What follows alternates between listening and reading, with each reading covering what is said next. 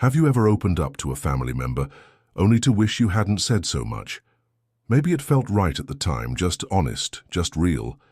But later, you notice things weren't quite the same.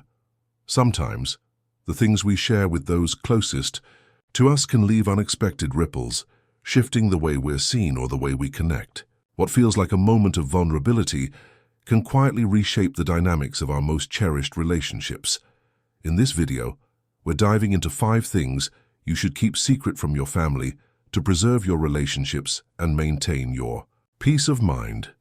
Why is this important? Because as we get older, we tend to reflect on our lives more deeply. However, some of those reflections, if shared too openly, can unintentionally cause emotional strain or even create unnecessary stress. You'll also learn why oversharing about finances, health, or regrets can sometimes damage the very relationships you cherish most. So stick around to discover not only what you should keep to yourself, but also why these secrets can protect your dignity and strengthen your bonds with your loved ones. By the end of this video, you'll have a clearer understanding of how maintaining a little privacy can lead to deeper, more meaningful connections. Don't miss out on these essential tips for safeguarding your emotional well-being and your family ties. If you are not subscribed, I recommend subscribing and activating the notification bell so you don't miss any videos. Your support means a lot to me, and if you enjoyed this video, you can help me continue spreading the valuable lessons by liking and sharing it. If you like the topic of this video, please comment 1. If you don't, please comment 0 to let me know how I can improve and make better videos for you. Now let's begin. 1. Your regrets and disappointments. It's deeply natural to look back on the past, to revisit moments when things didn't go the way we wanted them to, or to reflect on opportunities that we missed. Those moments can be filled with lingering feelings of regret and disappointment that we carry with us, sometimes without even realizing it. But here's the truth. Constantly revisiting those regrets and sharing them with those closest to us, our families, our loved ones, can shift the way they see us in ways we might not intend. Instead of focusing on the life we're living right now, we can unintentionally paint ourselves as a person weighed down by the past. What could be a moment of connection could instead feel heavy, like an anchor pulling everyone down into a place of sadness and longing for what was lost. Instead of appreciating the joy of the present, I've seen it happen before, and I'm sure you have too. When we can't let go of our disappointments, we start to cling to them, and before we know it, they shape our identity. We begin to associate ourselves not with who we are now, but with the mistakes we've made or the things we didn't achieve. It's so easy to get caught in that cycle, to let past choices define our future, to allow what we didn't do to overshadow all that we have done. But I believe it's so important to break free from that cycle. When we share our regrets too often, it doesn't just impact us, it impacts those around us, especially our families. They might begin to see us not as the vibrant, hopeful individuals they love, but as someone stuck in the past. They begin to associate us with the sorrow of missed opportunities and unrealized dreams, rather than with the energy and wisdom we carry today. That's not the legacy we want to leave behind. I think there's something deeply beautiful in the idea of embracing our regrets not as failures, but as lessons. Each of us has faced moments in life that have left scars, moments we wish we could rewrite. We've all made choices that didn't turn out the way we hoped, and yes, we might have lingering feelings of what could have been. But here's the truth that I've come to realize over time. Those regrets don't have to define us. They don't have to control our emotions or how we interact with the world around us. Instead of allowing ourselves to be bound by what went wrong, we can choose to focus on how those experiences shaped us into who we are today. Think about all the strength, resilience, and wisdom that you've gained from those very struggles you regret. Sure, it may have been painful to go through, but those challenges taught you things about yourself that you might never have known otherwise. They made you stronger, kinder, and perhaps more compassionate. The key is to shift your focus. Don't let your past mistakes overshadow the incredible growth you've made. Think of all the ways you've changed for the better, all the lessons you've learned that have brought you to this point in your life. So why not choose to let go of the past? Why not choose to honor your journey without carrying the burden of regret with you? Our families, the people we love and care for, need us to be present with them. Present. They need us to be here, fully alive and engaged in the lives we're living now, not constantly revisiting chapters that are already closed. They need us to embrace the people we've become, not just the people we were. They deserve to see us move forward, to live in the moment, and to celebrate what we've learned, even from the hardest of times. I think the most empowering thing we can do is let the past stay in the past. We owe it to ourselves and to our loved ones to stop letting our regrets hold us back. Yes, we may have missed out on certain opportunities or faced setbacks, but those are all just parts of the story, pieces of the puzzle that have come together to make us who we are today. We don't need to live in that sadness anymore. It's time to honor the growth, the resilience, and the strength that we've cultivated through those difficult moments. Let's make a choice today to focus on the lessons, not the regrets. Let's focus on the wisdom we've earned, on how far we've come and how much more we still have to give. We have the power to choose how we define our journey. Instead of holding on to what we didn't do, let's embrace what we can still do. The future is waiting, full of new opportunities and possibilities, and I believe we owe it to ourselves to step forward, unburdened and hopeful. 2. Financial struggles and successes. Money has an undeniable power to affect and in many cases complicate family dynamics in profound ways. It's not just about the tangible bills or the balance in a bank account. It's about the emotions tied to it. Anxiety, pride, guilt, or even shame. Constantly sharing your financial struggles with family members, or conversely, broadcasting your successes, can have a significant emotional toll. For one, it can breed a sense of stress that festers quietly in the background, affecting everyone involved. When the constant topic of conversation revolves around debt, bills, or the lack of resources, it creates an atmosphere of unease and worry. Everyone begins to feel the weight of those struggles, whether they show it outwardly or not. On the flip side, sharing your financial successes can lead to a sense of resentment, especially if some family members are struggling or feel left behind. What once might have been a time for celebration or gratitude can quickly spiral into feelings of envy or entitlement. This subtle shift in emotions may start to influence how family members perceive you. For some, you may become a burden, a constant reminder of what they don't have or can't achieve. For others, you may unintentionally become a symbol of the help they feel entitled to, as they expect you to offer support simply because they believe you're in a better position.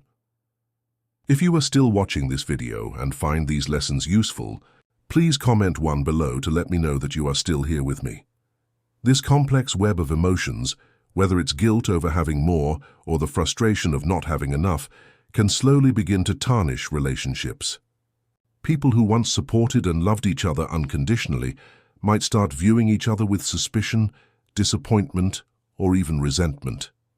It's heartbreaking how something as necessary as money can tear at the very fabric of family bonds. It's crucial to recognize that financial conversations, though necessary, must be approached with care, empathy, and respect for one another's feelings and circumstances. Without this, the emotional fallout can be long-lasting, and relationships can suffer in ways that can't easily be repaired. 3. Negative opinions about family members. It's so incredibly tempting to express all the frustrations we feel about our family members, especially when things don't go our way or when our emotions are running wild. In moments like these, venting seems like an easy escape, a way to release the tension that's been building up. But what starts as a fleeting, innocent complaint or a quick remark to a friend can quickly snowball into something much more damaging than we realize. That seemingly harmless comment about a family member can easily evolve into deep-rooted resentment, one that lingers long after the words have been said. I think we all have moments when we feel misunderstood, hurt, or even angry about something a family member did or didn't do. In those moments, it's easy to believe that airing out our feelings is a cathartic way to ease the weight.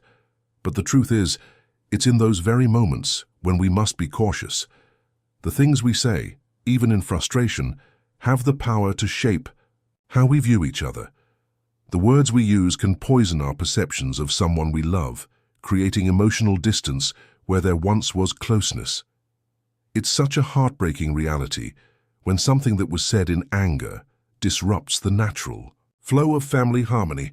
Think about the last time you vented about a family member, whether it was a sibling who didn't understand your needs or a parent who couldn't see things from your perspective. How did it feel? Maybe it was a small venting session at first, but later you found yourself dwelling on it, replaying the conversation in your head, letting the negativity take hold. It's like planting a tiny seed of doubt or bitterness, and over time, it grows into something much more damaging. You start viewing that person through the lens of what was said, and before you know it, family gatherings, those once joyful, safe places, become charged with tension because that resentment lingers in the air like an unspoken elephant in the room. We might not even realize it at first, but that one outburst or harsh comment can affect the way we interact with others in the family for weeks, months, or even years. Imagine how many special moments have been overshadowed by small resentments. A holiday meal can be clouded by the thought of a sharp comment made in passing. A casual conversation with a relative can feel awkward because of something said in the heat of the moment. Relationships begin to shift, sometimes without us even recognizing how much damage has been done. The thing we need to remember is that families are supposed to be our safe havens, the ones who love and support us unconditionally. But when harsh opinions and negativity take center stage, it disrupts that harmony and peace. It's not just the words we speak that hurt. It's the aftermath, the emotional ripple effect that can cause the most damage. We all have moments of frustration, and that's okay. It's how we handle those moments that truly matters. Instead of immediately rushing to express our anger or dissatisfaction, it's so much more beneficial to take a step back. Give yourself the space to process what you're feeling before voicing anything. Think about what it is that's bothering you. Often the root of the issue runs deeper than we initially realize. Is it a misunderstanding, a difference of opinion, or maybe it's a hurt from the past that you've never really dealt with? Taking the time to understand the true cause of your frustration can be a game changer in how you communicate, and more importantly, in how you protect the relationship. Handling conflict privately and with wisdom is far more constructive than letting it play out in front of others. Speak with the person involved directly, without an audience, and focus on understanding their perspective, not just pushing your own. Disagreements don't have to tear us apart if we approach them with respect and a willingness to listen. It's not about being right, but about finding common ground and healing together. If we truly care about the relationship, it's worth taking the extra time and effort to handle things with grace. Let's remember that family isn't just a group of people you're related to by blood. It's a network of love, trust, and understanding. When we choose to act with love, even in difficult situations, we strengthen those bonds. So before you speak, pause. Think about the long-term effects of what you're about to say. Will it bring healing or hurt? Will it help you move forward or hold you back? By choosing our words carefully and handling conflicts with wisdom, we protect the most precious relationships we have. The choice to build bridges over walls is always in our hands, and at the end of the day, family is worth fighting for, not with harsh words, but with patience, understanding, and love. 4. Health problems and ailments. As we age, it's natural to encounter various health issues and ailments. These physical struggles, whether small or large, can sometimes weigh heavily on our hearts and minds. While it's undoubtedly important to share significant health concerns with our loved ones, there's a delicate balance to strike. Constantly talking about every ache, pain, or discomfort may unintentionally change how your family sees you. It can shift the relationship from one rooted in love, respect, and admiration to one that's drenched in pity or sympathy. In the beginning, your family might be full of compassion, ready to support and care for you. However, when health complaints become a regular conversation topic, it can place an emotional strain on everyone involved. The love and admiration they once felt may start to be overshadowed by concern, and the energy of your relationship may begin to feel heavy. You might begin to notice that your interactions shift, and instead of being seen as someone full of wisdom, joy, and experience, you may feel like you're being viewed more as someone to be pitied. Even more challenging, this constant stream of worries about your health can burden your family. Their love for you makes them feel the weight of every ailment, every diagnosis, and every new pain you share. It's not just about their concern, it's the helplessness they feel when they can't make things better for you. They may want to do more, but they don't know how to fix what's broken, and that helplessness can be devastating for both them and you. So while your health concerns are undeniably important, it's essential to be mindful of how and when you share them, so that the love you have for each other remains the foundation, not overshadowed by constant worry. 5. Your fears and anxieties about the future. As human beings, we all grapple with fears and anxieties, especially as we grow older and face the many uncertainties that life often brings. These fears can be about anything: aging, loneliness, the future of our finances, or simply navigating life without the support we once had. It's a deeply emotional experience, and sometimes the weight of these fears can feel like it's too much to bear on our own. But here's the thing: while it is completely natural to feel these emotions, it's crucial to recognize that openly.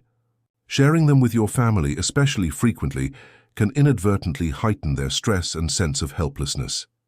The more we voice our anxieties, particularly the bigger, more daunting ones like the fear of getting older, the thought of living alone, or the overwhelming worry of running out of money, the more we might unknowingly invite worry into the hearts of those we love. It's an emotional catch-22. We want to lean on our loved ones for support, but when we express our fears constantly, we risk overwhelming them, causing them to feel helpless and anxious as well. Imagine a child or a partner hearing about your worries day after day, your fear of aging creeping into every conversation, or your concerns about financial instability overshadowing the joy you once shared. Eventually, they may begin to feel a heavy burden on their shoulders, knowing they can't fix the situation or take away the fear. They might even feel a sense of powerlessness, which in turn can strain relationships that were once a source of refuge and comfort. Instead of providing support, we may unintentionally make them feel stressed, helpless, or even frustrated with not being able to do anything to help ease our pain. It's not that we shouldn't share our anxieties with the people closest to us, but there is a delicate balance to be struck. Expressing fear is part of the human experience, but we need to be mindful of how often we do it and how it affects those around us. There is nothing wrong with seeking comfort and understanding, but it's important to ensure that the conversations don't become dominated by a constant stream of worry. If every conversation revolves around the things that scare us, we may inadvertently create a sense of hopelessness. What we need more than anything in times of fear is a sense of resilience. We must learn to manage our fears internally, cultivating strength and courage in the face of life's challenges. By doing so, we not only protect ourselves emotionally, but also offer our loved ones a sense of calm and stability that they desperately need. Of course, sharing our concerns is essential.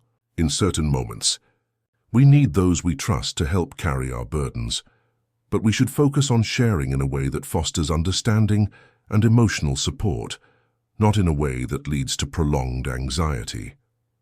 It's important to remember that the act of vulnerability should not turn into a cry for constant reassurance, nor should it diminish the happiness or hope we wish to maintain. While we should always be honest, we should also work toward being resilient, focusing on solutions and doing everything in our power to cultivate emotional strength within ourselves. In doing so, we not only set an example for our loved ones, but also contribute to an environment where love, trust, and hope can flourish, rather than one that is overwhelmed by fear and anxiety. In these moments, as we find our inner peace, we give our loved ones the chance to experience that same peace, knowing that together we can face whatever lies ahead. As we come to the end of this video, I want to take a moment to reflect on what we've discussed.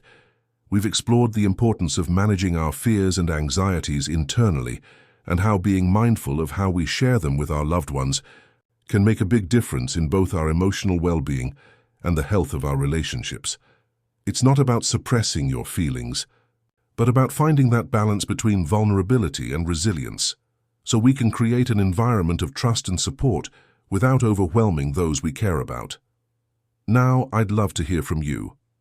What have you learned from today's video? Is there one thing you've discovered that you're going to put into practice in your life? Please share it in the comments below. I'd love to read your thoughts and start a conversation with you. And if you liked this video, don't forget to leave your comment, hit the like button, share it with others, and subscribe to our YouTube channel so you won't miss out on more valuable content. Thank you so much for watching, and I'll see you in the next video.